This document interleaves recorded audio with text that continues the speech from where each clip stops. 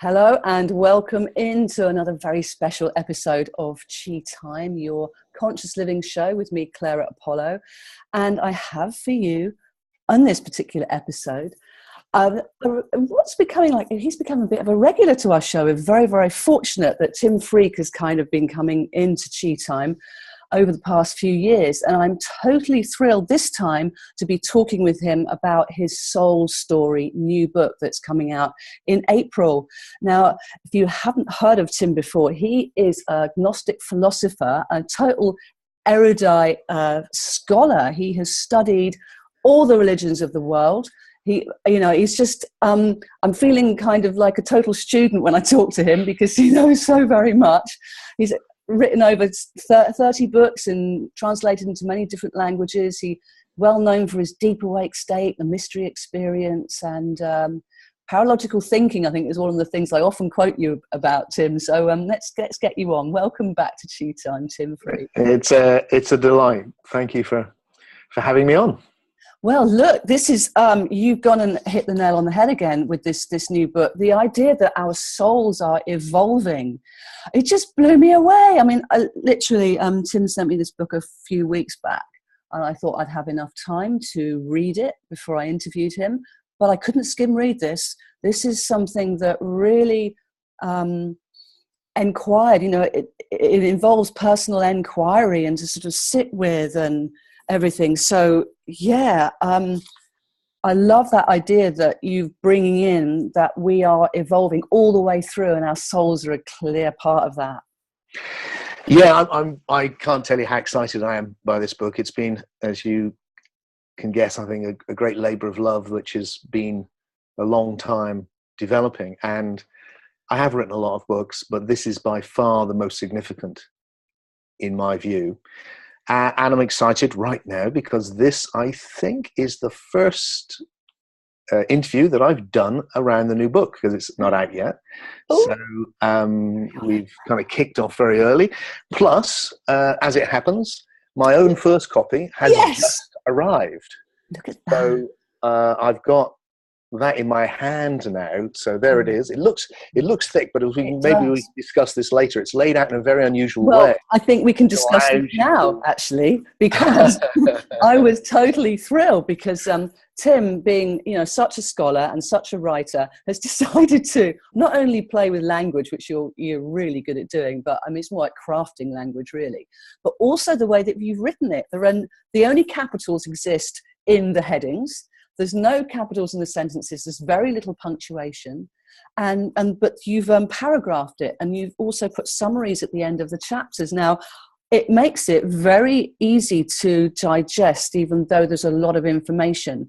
How did you get to this realization that this would be a daring way to approach producing the book? Well, I'd felt it for a long time. I'm a great believer that writing is about communication. Yes. And so I knew I had some very, very deep ideas to convey, and I knew I had to make them as clear as possible. I think one of the things I picked up very early on with my own reading, as somebody who was reading a lot of books, was that to begin with, when I read books, if I didn't understand it, I thought it was my fault. I thought, the writer is too clever for me. I'm not smart enough to get this. And then gradually, as I became a writer myself, I realized that wasn't true, that actually, if I didn't, given that it wasn't quantum physics or something where it was like a language I didn't know, but if it was something I should be able to understand, then if I didn't understand, it was probably because the writer themselves didn't understand, actually. And then often things which sounded very, very clever were disguising a lack of clarity. So I'm a great believer that we should be able to read something and get the idea the writer has. And my job as a philosopher and as a writer is to express the deepest ideas I can as clearly as I can, so that people have that experience of going, I get that. What do I think of that? And my favorite reaction of all, which is, I resonate with that. That says something which I feel myself, but I didn't think about it in that way. Yes. So that's my job. And so part of that is punctuation. So I've never done this. I mean, I've played with punctuation before, and punctuation has changed over time. I mean, when you go back to old books, which I I read sometimes, the paragraphs are huge, sometimes over pages, and very slow, and it's all handwritten. These days, we want everything fast, and we want the ideas, we want to be able to digest them. So there's a kind of an aesthetic to the whole book, which I guess is minimalist. What's necessary? In fact, going through the book, I took out everything which I feel didn't have to be there, so that every idea has to be there. Another thing I feel as a writer is an awful lot of books have a lot of padding in, and I lose patience. I get 10, 12 pages in, and they've said nothing. It's just been padding, and it's like, come on, why are you writing this book? So there's no padding in my books.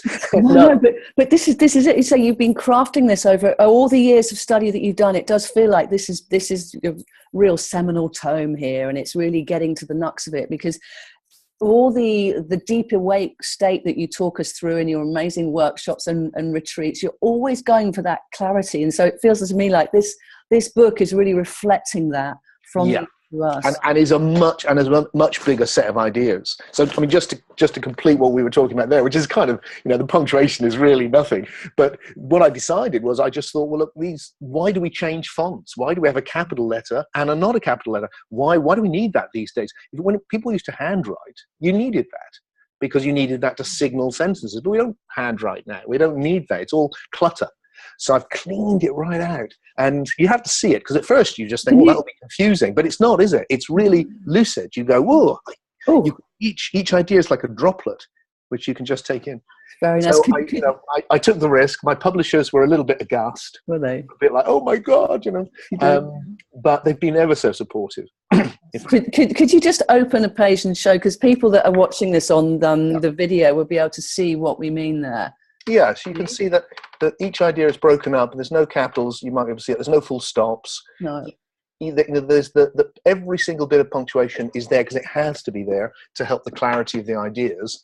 And then hopefully that form is so lucid that you can get the ideas. And if I express the ideas clearly enough, then I hope it'll be a completely life-transforming book, and one which I feel is important. I just literally today, a few minutes before we started talking, got an email from my commissioning editor, Michael Mann, a wonderful man, been in publishing all his life, who is now stopping, and just beautiful. Just wrote to say, that he'd worked on this book and others, and wanted to say that this book was one of the best books he'd ever read, let alone published. You know what? I think we ought to. That is incredible that you are being recognised for the real depth of work. I feel like we should call you Professor. Really, don't you think, people? I think we put out a pledge for that. The professor is on Chi Time. So let's get stuck in then. So all the different words that you're using too. So not only are you playing with punctuation, but also the idea of using different words, and you've come up with a new way of describing the Big Bang, the very beginning of existence. And you were saying that it actually wasn't a big bang. How can we know that? And that was a phrase that was used almost jokingly to describe the beginning of it all. But actually, you're talking about it being moment zero of when time began. A big theme of the book is time, or an undercurrent is the idea of time, yes. Because we have this idea of the Big Bang, that of course, it was literally an insult. That's when it was coined. It was like to dismiss the idea, and like often happens, insults stick. But the Big Bang was very, very, very, very, very small, and it made no noise because there were no sound waves. I mean, there was nothing for sound waves to be in. So I think what marks that moment out is it's the beginning of time. And if we're going to understand this, what we're in now, then we need to understand the nature of time. So I'm thinking, maybe the best way to introduce the ideas in the book, if you're all right for me to do that for a few moments, is to look at what problem I was trying to solve. And I think there was two. One was a problem for us, and one was a problem for me. And the problem for us is that it feels to me that in mainstream Western culture, we're experiencing what I call a soul crisis, because we've seen the demise of what is frankly outdated religion. And that's, I think, a good thing. And we've seen the rise of modern science. And in its own way, that has also been a very good thing. It's given us a huge understanding. But with it has come a very nihilistic view of what life is. So the view which is often, especially in intellectual circles, mainstream intellectual circles, is regarded as just common sense. No one would, only an idiot would say anything else. You know, that the universe has no purpose, that death is the end of your existence, and you're here for a few short years to go, whoa, and then you're gone. And that's it. And there's no meaning, it's not going anywhere, it's happening by chance. Now, I'm not convinced by any of that. I don't think it adequately explains my experience of life. So that's where I'm facing a dilemma. Because as someone who believes in thinking deeply and questioning, I'm very impressed by science because it's answered so much about the nature of existence, how it works, what it's doing. It would be, I think it would be very foolish to ignore it. But on the other hand, I also have all my life, and have spent a huge amount of time exploring what could be called spiritual experiences, which is that on the one hand, I see life, it is very cause and effect. You know, when I drop something, it falls. We can understand that to such a degree that we can land a spacecraft on an asteroid. I mean, that's incredible, that precision. That's how much we understand it. We can cast back in time and see how the Big Bang evolved now. I mean, it's quite incredible. So we've got all of that. But my own experience, it's very strong for me, is that life is magical. That it has a story to it. The story of Tim is significant. That synchronicities happen, magic happens. My experience around death is it's not the end. I've had encounters with my gorgeous mum after she died. I've had powerful intuitions around. I've been around death a lot, and in this, and the most important for me is that I've been exploring this state of being spiritually awakened, or what I call deep awake. And in that state, there's profound sense that I'm experiencing a deeper level of reality, not some wish-fulfilling fantasy, but actually something deeper and more real. It feels more real. And the intuitions that gives rise to can sound very childlike, but they're not. They're very deep things. You know, when I tried to capture it in the book, I thought it does sound childlike, because what I really want to say is that when I come into the deep awake state, there's a deep knowing that life is essentially good, death is safe, and what really matters is love. Now, I can't, that seems so real to me. So my question is then, as a philosopher, as someone who wants to really understand what I'm in, how does that fit with all the stuff I know about science? Really, how does it fit? Because the scientific narrative is we're in an evolutionary process which is happening for no reason. You're basically an organic being. When the organs die, you die. So how does that fit with spiritual ideas like survival of death, metempsychosis or reincarnation, meaning, magic? They seem like complete opposites, and yet my deep intuition is they fit together.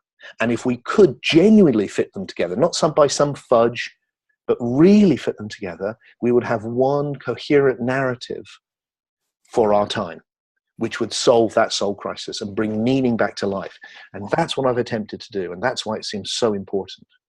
Oh, it is. Tim, thank you so much for giving us that in-depth overview of where you're coming from there. So it's handing it over to people to trust their own experience, that we do not need to have proof from an outside source, because only we can really know our truth, and that our consciousness is not something that can be quantified by anybody else. And I think that was something that you were talking about in the book, was that it's like an ephemeral part of us. It's like, where do we place our consciousness? What is consciousness? How? Yeah. My feeling is that there are some things we can only know for ourselves. The mistake that's often made by kind of the more hard-nosed kind of scientific attitude is that the only things you can only know through experiment and by scientific knowledge. Well, that's just not true. that you can know certain things like that about the nature of the physical world, how it happens, what's going on. That you do need. It's a collective endeavor. But if you asked me how I know I love my wife, you wouldn't find any evidence for that. Well, you'd say evidence, but it could be fake evidence. But the only person who can know that is me. Mm-hmm. And I have to know that for myself. And I can know that, and I do know that. So in the same way, there's other types of knowing. So what I'm interested in is a way of uniting the things which we know spiritually, which we still need to question and doubt and think about carefully, and the things which we know collectively through science. And the way that my intuition that the way forward is this incredible story, which actually is an ancient spiritual story, which has become a scientific story. And that's the story of evolution. Evolution didn't start with Darwin and Wallace. It started way back with this idea of the evolution of the evolution of the soul through you get it in India, you get it in Egypt and various places, that you start as a plant and then you become a fish, and then you've got an evolutionary story, a very primitive one, that you eventually end up a human being and then an angel or whatever name that's given. So you've got this ancient idea which is now metamorphosed into this scientific idea, which says, look, everything started with the singularity 13.8 billion years ago, and it's evolved into you and me having this conversation. Hydrogen has become Tim and Clara having this conversation. So that, I think, is the key, is to go, look, that story. Now, so what I'm doing really is I'm asking science to change how it sees itself, but I'm also asking spirituality to change how it sees itself. And I can say more about that if you want me to.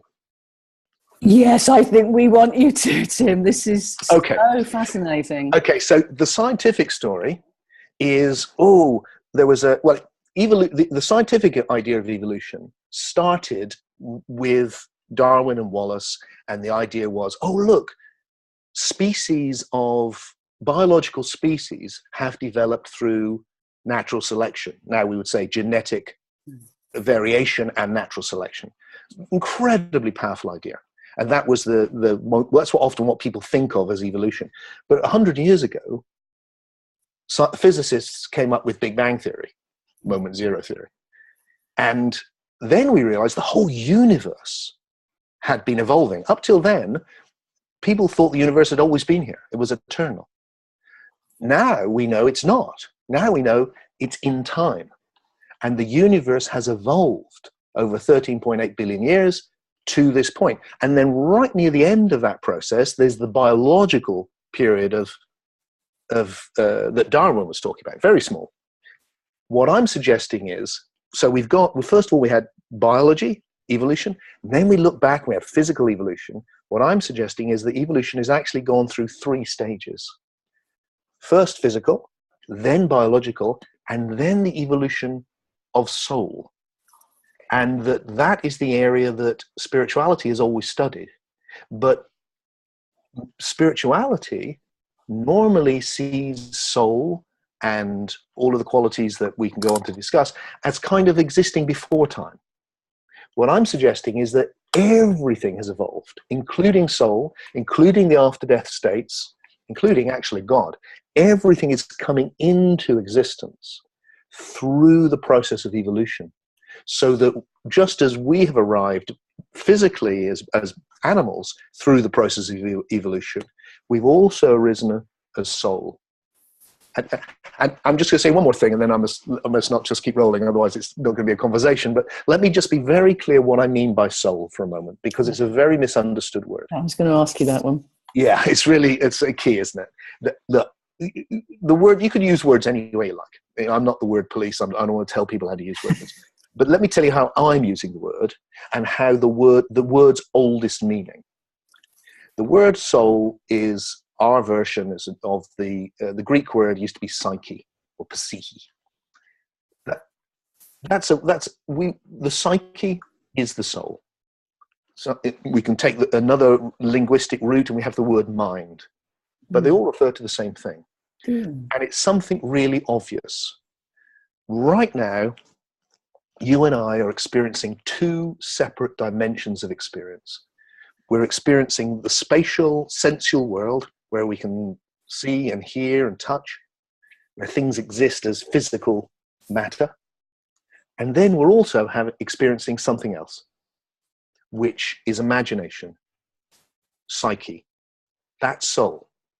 Right now, we are communicating from soul. These ideas are coming from soul or psyche, and they're coming through sound, which is in matter, and then they're reaching into you and the other listeners in soul or psyche.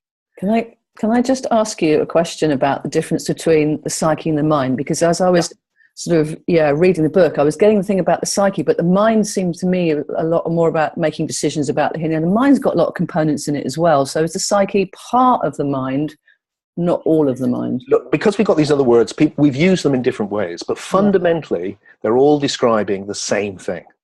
The mind often gets associated with thinking, but thinking is just imagining talking to yourself. It's all imagination. That's all it is. So we've got two, let's get down to the root. Look at the moment. You're experiencing sensation and imagination. And one way to get that is that what you're hearing right now is funny sounds that I'm making with my mouth. But what you're interpreting is the meaning of those funny sounds. And the meaning does not exist in the physical world. The sounds exist in the physical world, but meaning doesn't. The meaning exists in psyche or soul or mind or imagination, this other realm. So it's not, a strange thing to say to any scientist to go, the evolutionary process has led through physics. The physical world first evolved, and then the biological world evolved, and then from the biological world, psyche evolved.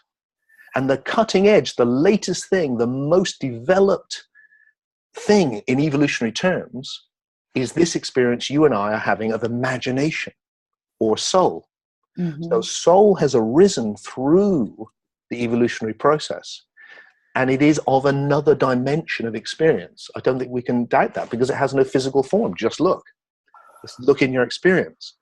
So that has evolved through it. Now, my suggestion is that all those things that spirituality studies, survival of the death of the body, meaning, magic, the way that story unfolds, all of that is happening in that meaningful, imaginative dimension. Wow. It is, I know. Oh, it's amazing. How are you doing out there in Chi Time Land? I've got Tim Freke here with me talking about the evolution of our soul through the evolution of the physical world, our biology, and now the soul. I mean, it does make sense, actually. The mind is coping with this. Good. It does, that because we're ever expanding, aren't we? Yeah. What it sense to me. And so therefore all our areas are expanding. So the big change is, when I said earlier, look, what I'm asking science to do is to go, look, it doesn't end with biology. It wasn't like evolution of the physical universe, the evolution of biological life, finished. No, there's a third element, which is the evolution of another whole level of reality, which has come after that, which is very significant. And the more emergent levels arrive last. There was a time when there was no molecules, and then there was. And then there was, at some point, hydrogen and oxygen got together for the first time, and there was water for the first time ever. Yes. And that kept on happening. And then there was the first ever single-celled organism, life. And then they got together, and there was the first multicellular organism. And then there was the first plant, and then there was the first animal, and then there was the first proto-humans, and blah, blah, blah. And then there was the first experience of soul. Imagination arrived. When do you think that was, Tim? Any idea? I have no idea. That would be a whole area to be argued about and studied. I wouldn't want to put my neck out and say when, but at some point it definitely did, and it's been growing ever since. Now, so for science, I'm saying, hey guys, there's more. You went back and went, oh, there's physical evolution and biological evolution. Now, look, there's soul evolution. Yes, it's just difficult for them to do that because you can't measure that. Because it's not in sensation. But do you think this is when Jesus came, that was a big revelation of like soul coming onto the planet?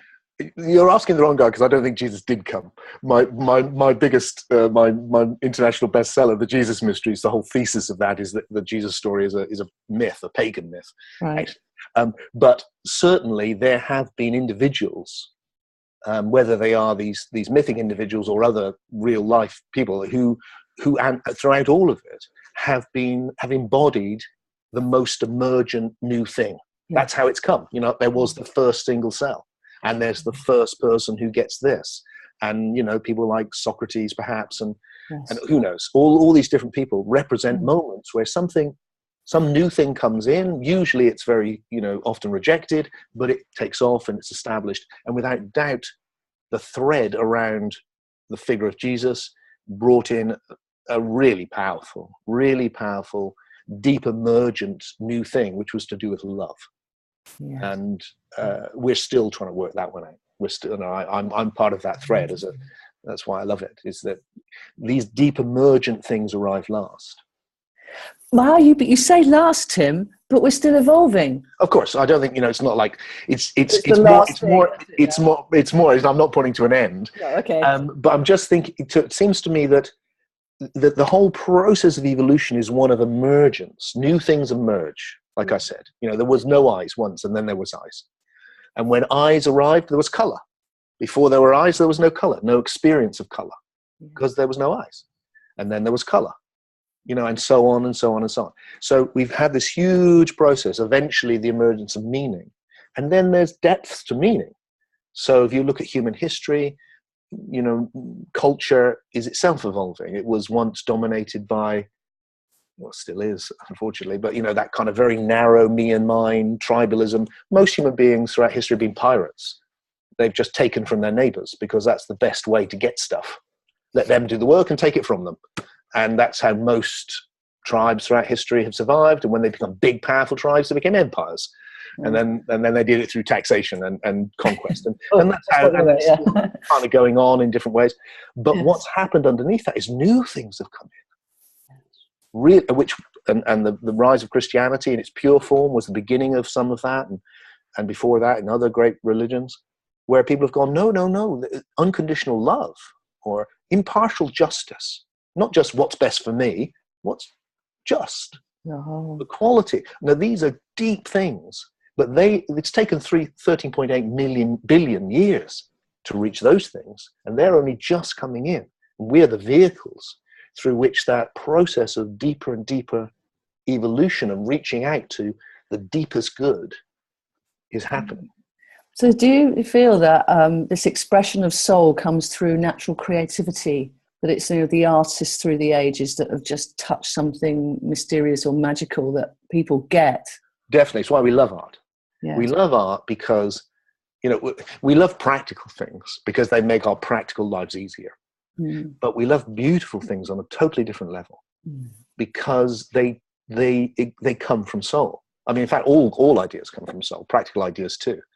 That everything, I'm looking around my office now at this wonderful computer, at the shirt I'm wearing, at these glasses which enable me to see, everything has gone through imagination. Only if I look outside the window and see some of the plants, or my body, is something which exists before the imagination. Everything else has come through soul. We manifest soul. We live in soul. That's what culture is. Yeah. And that's why we love art, because it brings the beauty of soul through. And we recognize the essence within that. And so let me bring you to some of your funky words. This around this idea of imagination and I can't even pronounce it, the Imagnos. Yeah, the Imagnos. Is that how you pronounce it? Do you know what? I'm going to wait and see which people go for. Are they going to go for Imagnos or Imagnos? I quite like Imagnos, but I'm happy for Imagnos. In fact, a little bit of ambiguity makes it a bit sexier. The key thing is that people understand the idea. And the idea here is, so I've talked about what I'm asking science to do, to change the way it looks, to see that it goes further. So here's what I'm asking spirituality to do. Spirituality tends to see the things it studies as eternal, beyond time, always existing. And then you have a problem. It's like if the heavenly afterlife is always there, why are we here? Well, what it was a mistake, you've been punished, something bad is happening. And you get a lot of that in spirituality. We're a fallen state, we're kicked out of paradise. It's a mistake, because if you put this perfect existence, you put the perfect God at the beginning, why would there be any of this imperfection? Why would there be an evolutionary process if you've already arrived? It's crazy. None of that makes any sense. What I'm saying is, forget that idea that it's already existent, but rather see that it's coming into existence. And that's the point. That's what this is. This is those deeper realms coming into existence. So the experience we have after death, which people have been describing in Tibetan Book of the Dead, right through to our modern day near-death experiences, when I look at them, and I wrote a book about this many years ago, when I look at them, they always sound like dreams. People's experiences sound like dreams. And often, sometimes that's used to dismiss them. But I don't think that. I think what it shows is that imaginal reality has evolved, so that we've moved into the ability to exist in a realm of the imagination, which I call it the imaginos, which is what we experience when when we leave the body. And that, therefore, we have to see heaven as evolving. And if you look at what people have experienced over the centuries, you can read their descriptions, you can see it evolving, becoming richer and deeper and more intricate, so that rather than it being a permanent thing, which for some reason people have experienced in all these different ways, it's more like a collective dream, which is itself taking shape through our experience here. So that what this is the evolution of this other realm. So soul is arriving like the flower from the root, which is the physical world, through the stem, if you like, which is the biological world, and flowering into the world of soul, which can now exist because it's come from that root. God, the ramifications of this is massive. Yeah. Because if we can imagine our reality, which we do, there's a lot more power that we can garner as individuals and as a collective to get us through. Because, what I was getting about, this word imagination, the imaginal cells in the caterpillar, in the chrysalis before it becomes the butterfly, it knows that there's a bigger, more potential there for us to really be the best that we can be. And when we believe that, when we truly get that, when we know that as individuals, then that ripples out to the other imaginal cells that are also in our cocoon collective. And yeah, it's a beautiful old metaphor. The word psyche also means butterfly. Oh, does it? Yeah, interesting. Huh? So you see this recurring theme of a transition into something else. Yes. So with what's going on in the world at the moment, there seems to be a lot of situations, shall we say, that seem to be reaching a climax, shall we say, and there's it feels like there's a rebirth is occurring, and it's going to happen through conscious awareness, I feel, and how people are actually placing their minds. And is this the sort of, the teachings, the wish that you have for humanity is to realize its fullest potential? And yeah, it just feels like our role as individuals and collectively, I mean, there's a whole thing about purpose, which we haven't really touched on, but the for me, it's like, look, the whole of the evolutionary process is one of the realization of new possibilities. Like I said, there was once no single cells, now there is. There was once no water, now there is. Deeper and deeper potentials are being realized. So one of the ancient words which I like for the source of everything is spirit, or essence, being. And so when we think about moment zero and the beginning of time and this process which has been happening ever since, one of the questions which I think is fascinating is, well, where did it come from? Yes. And the only answer I can give to that is, well, the universe has come from the potential for the universe. That's where it's come from. So spirit is the potentiality for everything. And over the outflowing of time, that potentiality is being realized. But it's evolutionary. It's not all realized at once. Time is the realization of potentiality. That's what time is. And you can't have a human being until you've got cells. You can't have cells until you've got chemicals. You can't have chemicals until you've got atoms. You can't have atoms until you've got moment zero. So you've got this realization of deeper and deeper potentialities. And now it's on the soul level.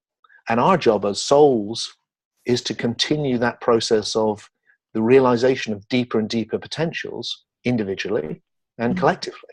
And this process you're talking about in the world today, I think, is exactly that. And the reason it's so hard is because what we're coming from is a more primitive state. We're always coming from a more primitive state. And therefore we're dealing with more primitive consciousness all the time. All the time. And to be at the leading edge of evolution is to be in a minority. Of course it is. Yeah. So this call to mindfulness, meditation, conscious awareness, that a lot more people are getting these days. There's the waking up, that curiosity of like that moment when you ask the question, what is my purpose? Why am I here? And you get that still small, quiet, subtle response within you. You can never go back from that point, can you? You can try and think, no, that didn't happen. But actually it keeps beckoning you back, going, here is your truth.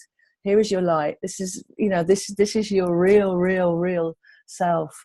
And that, I was going to ask you the difference between spirit and soul, but can I just see if I've got it right first? I don't know, right is not the right, but my sense is from reading your book, Soul Story, Timothy Freke, Professor Timothy Freke, is that our soul is our individuated stream of the Great One Spirit. Yeah.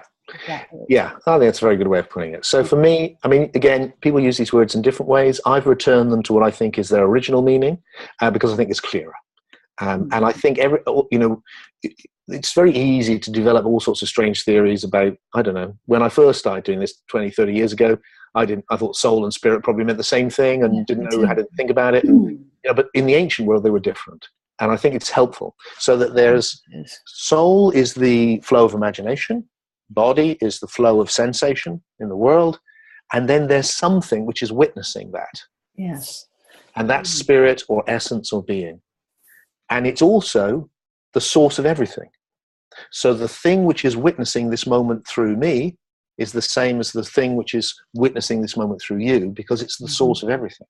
It's what's realizing itself as the whole of the universe. And the first book you wrote or translated was the Daddy Ching, wasn't it?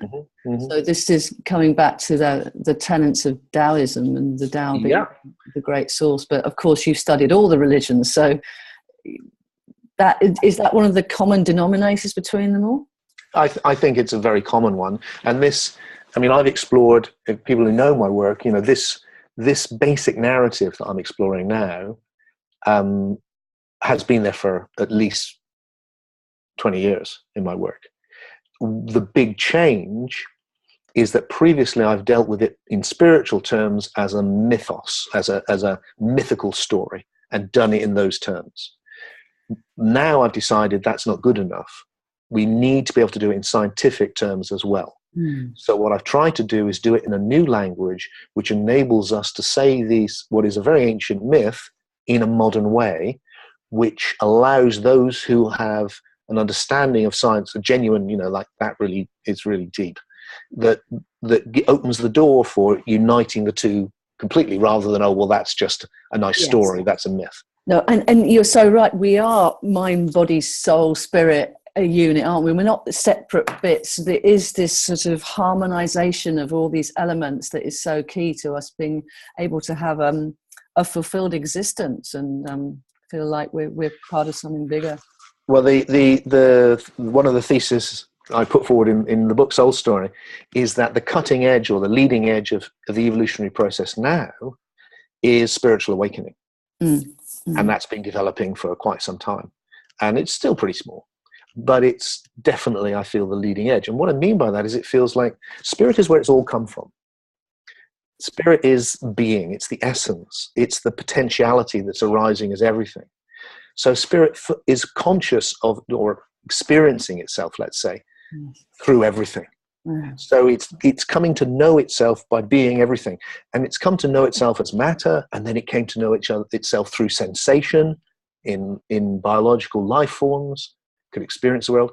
And then it came to know itself through soul, through imagination, and it's doing that right now as you and I are having this conversation. And for more and more people are spiritually awakening, and then they're going, okay, so what is it that's experiencing all of this? What is it that's experiencing body and soul right now? And that's a reflection back on one's own deepest being. And that's most of my work, is leading people to that state, what I call being deep awake. And when you do that, you start knowing yourself, your essence as spirit. So that whilst I'm an individual as a soul, there's a oneness to everything as spirit. And when you get that, spirit, through Tim, is knowing itself to be spirit. So it's it's known itself to be matter through sensation. It's known itself to be soul through imagination. And then through spiritual awakening, it's known itself to be the formless potentiality for everything. So it's actually coming through this process to know its own essential nature. And that feels why that's so important, that we nurture that experience in ourselves and each other. Wow, Tim, I'm so grateful to you for doing this, for all of us. Thank you. And I'm really looking forward to you coming to Bournemouth. Me too. 18th of April for consciouslivingevents.co.uk. What are you going to be offering us that evening? Just are you going to have a question and answer, or are you going to do a little bit of this delivery, or what do you No, I think I will try and I'll try and tell the story that I'm sharing in a way in which, with any story, you can come, really close up and it becomes lots of detail, or you can stand back and get a grand narrative. The great thing about being able to come together and share it is that I can present the overall picture, which I hope is something people will be able to get and then think about when they leave and at the time, so that we then have a conversation afterwards. So we can do a bit of both. We can have look, this is what I'm suggesting. Hopefully I'm getting better and better at being able to do that. And then enables people to engage with me. Or what do you think about this? Or hang on, what about that? Or whatever they feel. And we can have a conversation around these really deep ideas. And my feeling is, look, philosophy is not an abstract thing. Philosophy is incredibly transformative.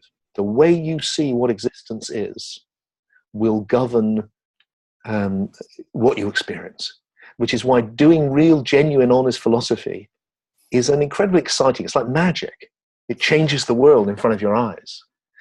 And because, the people that come to my talks, and I'm sure it will be the same when I come to Bournemouth, are intelligent thinking people. And the problem with being an intelligent thinking person is that you're always aware of what's around you. And that's a good thing, of course. But it means that you'll be aware that in the mainstream, a lot of spirituality is regarded as silly. Yeah. And having no substance. And that will have an effect. So I see that, whilst there aren't many people, for instance, that will stand up and go, no, look, I do believe that the soul survives death. There's also a feeling around of, yeah, well, maybe, What I want to do is provide a solid, rational understanding so that we can express those intuitions with confidence. Because we can go, no, this does make sense. This is perfectly coherent. This is not a silly, hokey-cokey idea here. This is a profound realization, and it's not to be dismissed. And so my job, I think, is to give people that foundation and the confidence that their intuitions are valid. Yeah, definitely. So just before we wrap it up here on this episode of Chi Time, I would like to talk to you about the now moment and get back to the where we began right at the beginning, talking about time and how this is one of these when I was reading Tim's new book, Soul Story, that he was talking about how the now moment is an accumulation of everything that's happened in the past. And it makes absolute sense. But there's a lot of psychological work out there at the moment that says, oh, the now moment is all that really matters, which is also true, and it almost derides what's happened in the past. It doesn't matter what's happened to you in the past, everything's fine now. And it's like, oh, I'm never quite right with me that. It's like, well, I can see that. There are some, things that occurred that wasn't very nice, particularly I'll tap them out of me or whatever, which is an important, way to release old trauma. But to negate what's happened in the past, to me, doesn't make sense either, because surely we are the sum total of what our experience is so far. And that gives us a sort of a bedrock to be able to spring from in the now moment, to broaden into that experience of here and now. Yeah, absolutely. So, often people say things and they're trying to say something really good, but they don't say it clearly enough, and it ends up being confusing.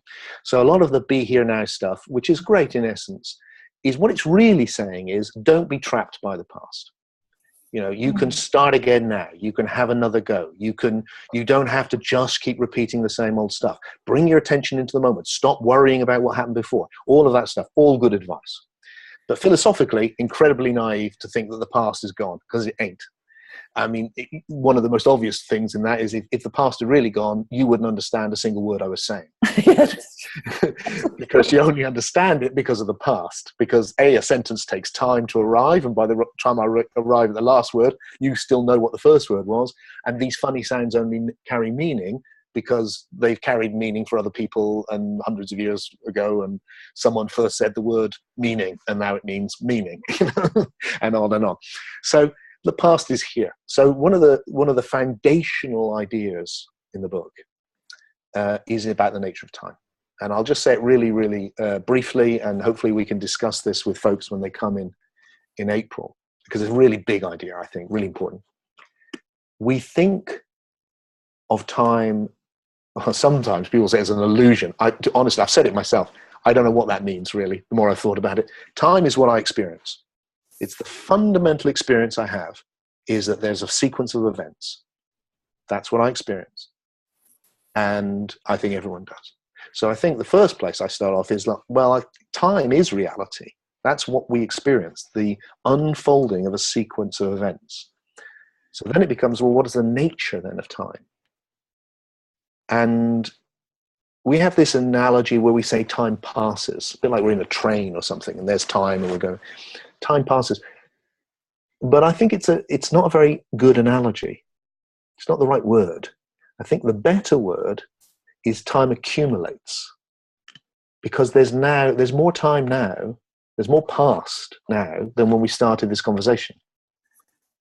And that all of the past, which has accumulated, exists. It hasn't gone anywhere. The past exists as the past in the moment. And the reason I say that is because implicit in this moment in our conversation is all the previous conversation. That's implicit in it, whether we remember it or not. Implicit in this moment is the evolution of organic matter. Implicit in this moment is moment zero. Implicit in this moment is the birth of our solar system. Implicit in this moment is the development of the English language. Everything that has ever happened is implicit in this moment. If it wasn't, we couldn't do history, or have justice, or argue about who left the lid off the toothpaste. We can only do all of that because the past exists. It's fixed. It's happened. Now, how we understand it can change dramatically. But we're understanding something which has come into form. So once something has come into form, it's in form forever. And the evolutionary process is the accumulation of the past. So that means that what I am is a stream of time coming into existence. That's what Tim is. So I am everything I've ever been. So right now, and I love this, is that right now, one of the ways of describing this moment is that right now, everything Tim has ever been is meeting everything Clara has ever been in the moment. That's what's happening. And it's not to do with memory. Memory's in the moment. Memory is what you can access or not. Memory is often distorted. Memory is telling a story. It's an amazing thing. But I'm actually saying, look, the past, the actual past of everything I've been is informing what I am now, meeting you. And that then becomes a foundation for the next moment. Because the next moment, what the past is meeting is the possible, what could be. This moment is everything that has been meeting everything that could be. Every possibility but this moment which arises must and always will have within it everything that has been. You never have a moment which is like, whoa, that doesn't contain the past. It always does. But it's always new. Some new thing has been realized. And we're living at that cutting edge the whole time. We're living at the point where the past meets the possible. That's where existence happens. That's where consciousness is. And then our role is, well, does the past just repeat? To what degree does the possible come in? Is it going to be just the same? Or can we use the past as a foundation for something better and bring in new possibilities? And we can do that. You know, trees can't do that. Stones can't do that. Atoms can't do that. But we, because we have imagination, we can do that. And so we have the ability to consciously create the new possibility. God, this is really exciting. It is, isn't it? It's really exciting. I think so too. I think it's exciting. Gosh, wow. True empowerment. Yeah, really. You know, you're talking about bringing things into form and playing with words again. Is that where information comes from? Yeah, I think information has a similar root, and I think it's a very important word for us now. Another element which is in the book, I don't want to throw out too much and just confuse people because there's a lot of detail. Yes. But in fact, I'll leave that thought. We've just done a lot of big thoughts. Let's just rest with that one for a moment. Yeah. We'll leave something for April. And yeah. And I'd love to have you come back on Tea Time again. You know that though, and at some point we will do that. But I know that also you have got a track that you would like to play people, which it'd be quite nice to do as we're sort of sitting with that sense of being soulful and connecting to. Yeah, well, I use music. I mean, my other role, as well as philosopher, as you know, Clara, is that, and what I probably do mostly is taking people to this spiritual awakened state, the deep awake state, and I love that because then people, we said I can only know. I love my wife myself, and it's like we can only know the spiritually awakened state ourselves. But we can help each other. And I spent my life looking at it, and I do have the ability now to help people experience it, and nearly everyone does. I'm tempted to say everyone, but that sounds too much. And it's a very powerful, it's a beautiful experience of deep oneness and profound love and the goodness of existence. Yes. And to do that, I take people on this journey at events I call the Deep Awakening. In fact, we've got a Deep Awakening coming up after April in May, which I will also be using some of the ideas from Soul Story. So it's a Deep Awakening plus. Is this going to be in Glastonbury? In Glastonbury, yeah. That's where you're from, isn't it? I live in Glastonbury, and we have this fabulous manor house overlooking the Abbey ruins right in the centre of town. And we have a weekend to go deeply into some of the philosophy, but also the experience. The experience, exactly. The experience. What's the date on that, Tim? That's a very good question. Let me tell you that, because that would be a good thing to be able to tell, wouldn't it? It would, yes. Yeah, I got it here. It's May the 12th to the 14th. Okay. May the 12th to the 14th. It's in Glastonbury. There'll be a group of 30 to 40 of us, something like that. Wow. And we will go on a weekend journey into getting this vision, but even more important, getting where it's leading, which is the actual state of deep awake. Yeah. And when I do that, I lead people through various experiences about ways of connecting with it, which are very accessible and intensely powerful. And I like to do some really enchanting things as well. And music is very powerful. And I love to use music. And this is a long introduction to this beautiful piece of music by Morten Lauridsen. And it's called Oh Magnum Mysterium. Oh, great mystery. It's a choral piece. I use all sorts. I use a lot of. Well, it's the sounds of the different harmonics as well, isn't it? So I love it. I mean, I love a lot of edgy modern music too. But this is quite modern, but it's choral. Oh, And I love it, you'll hear, because this beautiful quality of the harmonics, but also, oh, great mystery. Because the thing that, and this is a perfect theme, I think, to end our conversation on, because what I'm sharing is the story that I've been able to create to explain the mystery. But it's all mystery. I'm not saying this because I'm somehow Superman and I know the way it is. Far from it. I'm giving my best guess in the hope that it may be of value to you. But I never lose sight that behind it all, it is a breathtaking mystery. That is where it starts and where it ends. So to end our, with "Oh Magnum Mysterium," oh great mystery, it seems like a really beautiful thing to do. We will. So we'll play that shortly. So if people want to get in touch with you, Tim, how can they do that? Best way is through my website, timfreke.com. I've got such a funny name, you'll find it, as long as you spell it Freke. Yes. And you can contact me through there. There's tons of free video as well, and audio. I give away audio books on there. We've just done that. There's a lot of, I try and make as much free as I can. So there's plenty of stuff to explore. I've just recorded a really nice meditation to go with my last book, Deep Awakeness. That's all free on there, and so on. And Facebook. You find my author page, Tim Freke, and you can reach me through Facebook too. Oh, wow. Thank you. If there is one thing that you would like to share with people, one more thing, a way to sort of just be in this moment, what would that be? What could you suggest to people? Well, I'm going to go straight to the end of Soul Story, which is having written such a hopefully a deep and rich book full of powerful ideas, it felt right to end on something profoundly simple, which is implicit. Like I said, I want this deep theory to support some very, very, what sound like naive ideas.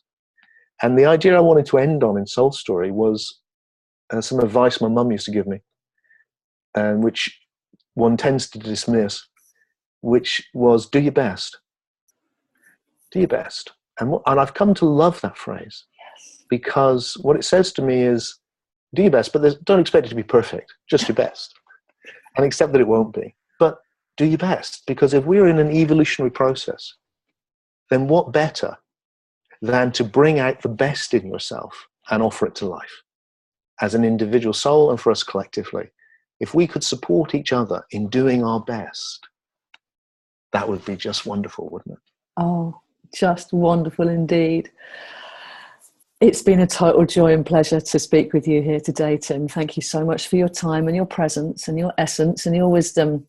And I look forward to seeing you on the 18th of April for consciouslivingevents.co.uk, where you can head over there to get your tickets.